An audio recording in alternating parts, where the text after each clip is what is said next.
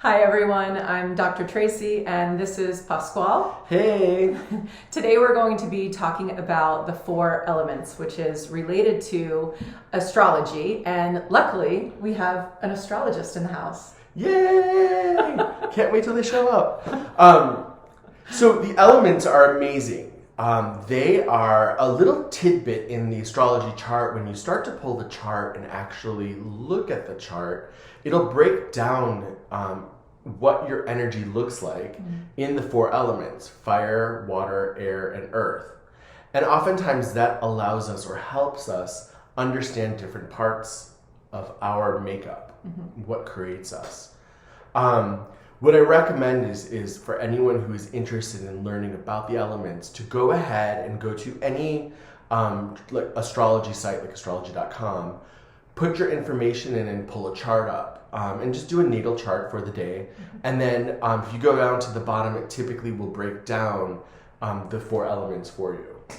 And the reason, from a psychological perspective, the reason this is so important, not just from the spiritual astrological perspective, but it's kind of like if you've ever heard that analogy of like how we peel the onion back and how there's such different parts of us. And so this is a perfect example of that, like having these 4 elements being so different. And we're going to go through, Pasquale's going to go through each element and break it down and explain what it is and how it affects us and things. But it can really help us be balanced and understand all the different sides to us. Yes, and actually, like a lot of times I use it in the personal practice in just determining if someone has, like, if you have an anxiety, if you have depression, or what creates that anxiety, or what creates that depression. What creates the instability. Correct. That makes us more susceptible to the symptoms. Correct. And so one of the things that we find with the elements in astrology is that in most cases, everyone is always missing an element or missing a piece to it. And so that is kind of the key to kind of unraveling kind of this element thing, right? But before we go into those great details, let's just talk about the elements as a whole, right? So the first element is fire, right? Fire, it burns, right? I love how you say fire. Fire. And it burns, it's hot, right? It has a lot of energy to it. Yeah. And a lot of times with fire it's passion, it's drive, it's desire, right? I think it would also be like impulsivity. Like when I think of a person who's high in fire, I think of somebody who's just like, almost like can be aggressive at times too, angry, also very passionate, just very intense. Yeah, right? Intense is a good word for fire. And so typically fire people, like they're always like on the go. They love to sweat. They love to kind of be active and keep moving, right? Yeah. The second element I always like to go to is air. And air is like, if you think of it, it's the breath, right? It's the thing that gives us life. It's the thing that connects us to life. It's the thing that combines everything, right? It's the thing that joins us with nature, with the earth. And so air people are people who are typically super social. They like to be around people. The more like the air, social butterfly, like the social butterfly flapping their wings with air, right? But they're people who are typically very much they're comfortable being in places with people, right? They can be on stage comfortably. They're comfortable talking to anybody. And what you find is the more air that's in someone, typically there's someone that people always talk to them. And they're always like, people are drawn to sharing you everything about them. And it's the air, because you're bringing them breath of life, right? Like that desire. I think of, would it also be like kind of like how you would think of an airhead? But not in a bad way, right? Like that would be the common saying. Yeah. And maybe that's even where that comes from, who knows? But like, but I think of like flighty people, like a lot of creativity, a lot of ideas, you know, just very productive, but can also be flighty in the sense of maybe starting a lot of things and not finishing them. Yes, air people are very much people who, they don't really have structure, right? If you think about air, kind of like a air kite. Flows. You're like a kite. Exactly. Kind of all over the place. You just move. And so people with air, they're like, boo, boo, boo, boo, boo, boo. and they're like with everyone. Not to give it away, like but a little hummingbird. Exactly. Only not, yeah, but louder and more involved in everything. That's an air person. They're just everywhere, right? Like they have no real control, right? They're just like everywhere. They're going with the flow type of people, maybe people who embrace change and are very flexible. Maybe those might be the type of people that others could perceive as them not taking life or things that seriously, because they're just like, okay, whatever. Exactly, which goes back to airhead, right? Oh, right, really? It's a lot of fun. And I want to say, like, it's the perception, not that that's the intention behind these traits. And we're gonna share ours next week, Yes. and trust me, you'll connect, you'll understand. So the third element is earth. Right? And so earth is very stable, grounded. People who love to cook, people who love to garden, people who just have stability with them, right? So like with the air sign, they're all over the place. Mm-hmm. Like earth signs are very like, and if you come into this closet is very organized. Mm-hmm. And there's labels on everything, and that's just kind of the way it is, right? They're so organized, like everything has a place. Mm-hmm. Everything goes somewhere, right? Would they be good problem solvers, like the fix-it people, like the calm under pressure type? They're definitely always calm. They're great at making money, making a home, thinking about long-term goals and not the immediate gratification type thing where they can, Exactly. So they're very like, the way I always look at it is like, it's a tree, right? The tree is always stable and it stays. The wind might blow and things might move, but they're just going to stand their ground, right? Mm-hmm. They're very grounded. And I know last week we talked about, or 2 ago, we talked about grounding and kind of the benefits of it. Right. Earth people are very grounded. Yeah. Like it's just in their nature. Mm-hmm. So these would be like the people like you would maybe go to for like when you just really need somebody, like more dependable is what I'm trying to say. Dependable, reliable, responsible. Yeah, they're always the people that will like be with you and kind of help you. Like you know they're going to be there for you if you need them. Yes. But then on the downside of that, I would imagine they're also the people who are scared to take risks and stay in their comfort zone. They're not flexible. Right. So if plans change, they could kind of like break down a little bit or get anxious or stressed. Yeah, earthquakes. Oh, like they'll just like they'll shake because it's not what I planned. This is not what I want. Right. You know, or my favorite is and I've done this to people in the past, to earth people. So I'm sorry if you're watching this. You know who you are. They would have like a shelf with everything so perfect that it's like a perfect triangle. And you come in, you're like. And then there's this other element that comes in and is like, and this is gonna go here, and I flip it all around.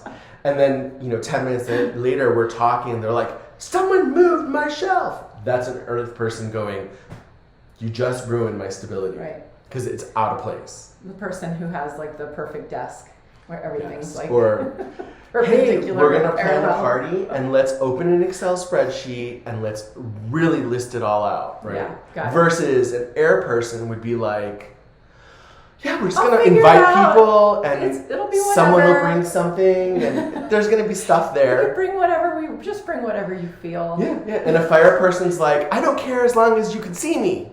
I want to be seen. Fire everywhere, right? And then we go to the final element, which is water. Water element people are very, they're fluid, right? They can flow. So like air, they're flexible. Mm-hmm. The difference is water people are very internal. They're very emotional. They kind of hold that emotion.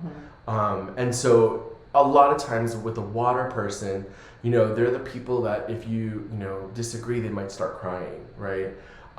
Or the person who just can feel, they just feel things, Empaths typically have a lot of water in them because that flow, right? If you think about it, the emotion they're picking up is just that flow that's hitting them that they're reading. There's constant flow, right? So the emotions can be very unstable At where times, you yes. could be, because you're feeling a lot, maybe feel, and that's interesting because a lot of times when people avoid their emotions for a long time, and then through therapy and things, they start to open up and feel for the first time, or even like a recovering addict or something like that who was numbing themselves from emotions for a very long time, and then they start to feel.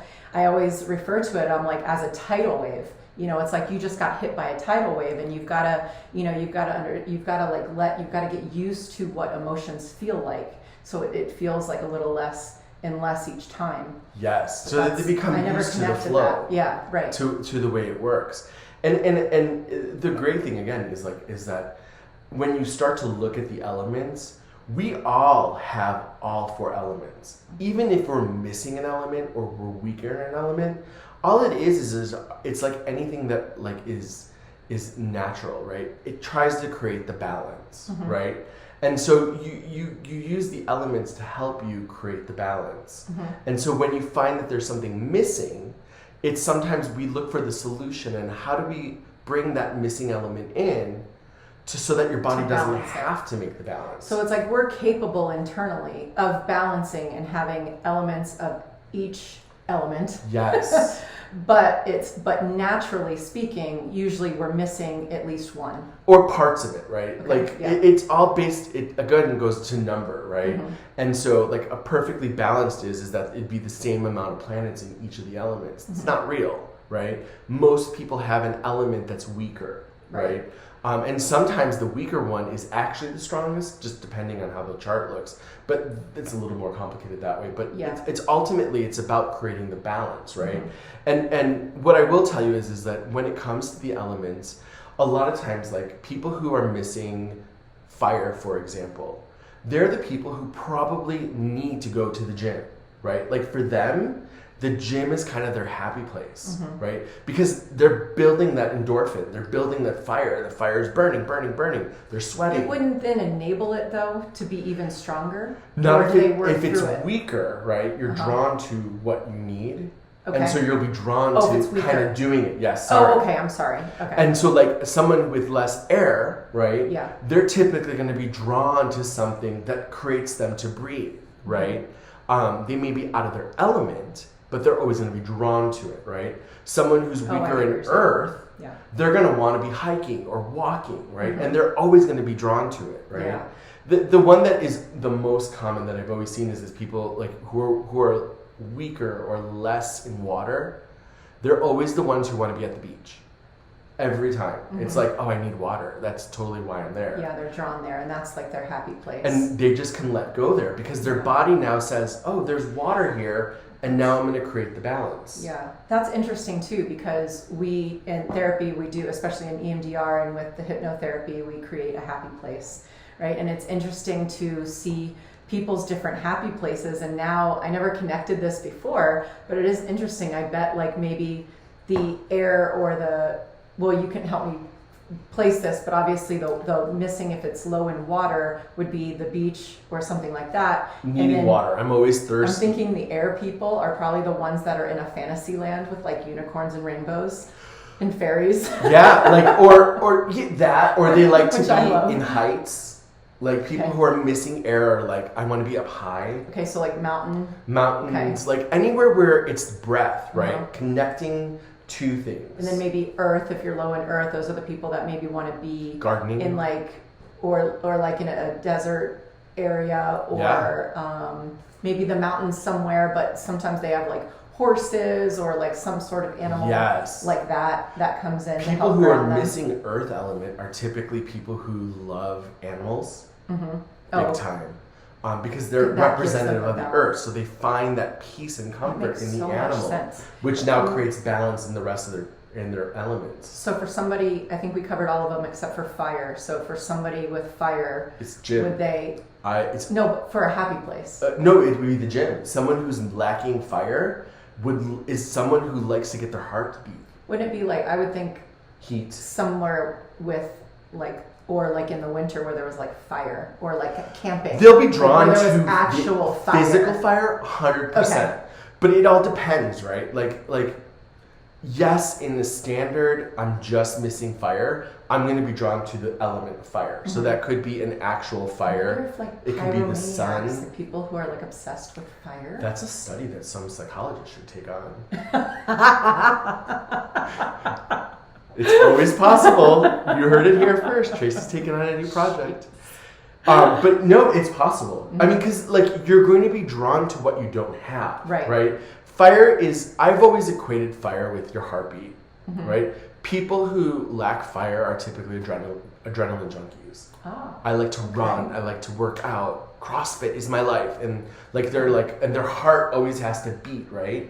And that beating is that fire. It's that drive, that makes passion. a lot of sense. Okay. But yes, you could around a fire totally laying in the desert, 120 Campfire, degree sun, totally will recharge them, right?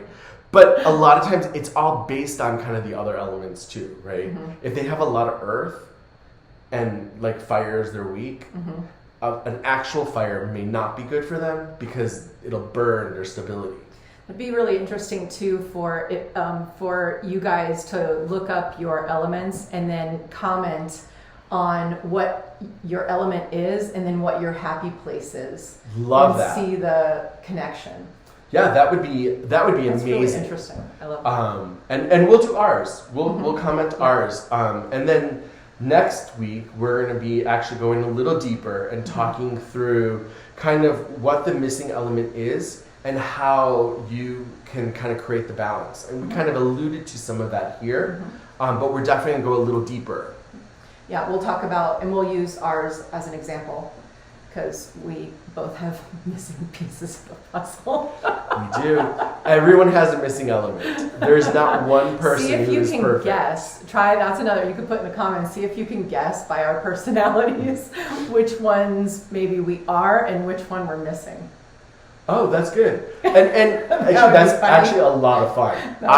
I want that. Or we should just go, you could go like people watch as your kind of therapy homework and go people watch and try to guess The elements. by the, you know what I mean? It's a good time. That would be fun. That is. And I do want to kind of like step back for a second because it just brought to my attention, like, or I was just told, like, we need to remember that when we talk about the elements, all of our sun sign, moon signs, rising signs, all the planets, right, are based in elements. But when we're talking about missing element or the elements as a whole, we're not talking about our sun sign, right? Like it's like someone who is a sun sign, like is Leo, let's say, and their sun sign is fire, or they're fire, right? Leo is fire. They actually could be weak in fire and strong in water. Or weak in water, like it's their sun sign does not equal where their strength or weakness is. It's a very different thing in the chart. Oh, and that adds another. I'm glad you said strengths and weaknesses because that also alludes to where our strengths and weaknesses are in life. Yes. And our tendencies, and so what we need to, honor as our strengths, acknowledge, right? Because many people don't do that, but we're quick to honor and acknowledge our weaknesses, but then also acknowledging our weaknesses in a sense of, okay, this is what I need to work on to improve and balance it out. Yeah, and so next week we'll be telling stories. Yes. Because I love to We'll be create getting stories with charts. We'll be getting a little personal. It'll be a good time. All right. Thank you for We'll see you joining next us. week. Bye.